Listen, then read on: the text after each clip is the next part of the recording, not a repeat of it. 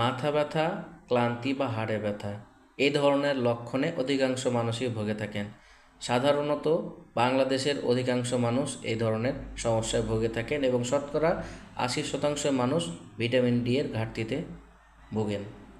Vitamin D এর ঘাটতি পূরণ করার জন্য আমাদের গুরুত্বপূর্ণ পরামর্শ হলো সপ্তাহে অন্তত 3 দিন 15 মিনিট করে রোদে যাওয়া প্রয়োজন, কারণ সূর্যের আলো থেকে আমাদের ত্বকের মাধ্যমে ভিটামিন ডি সিনথেসিস হয়ে থাকে।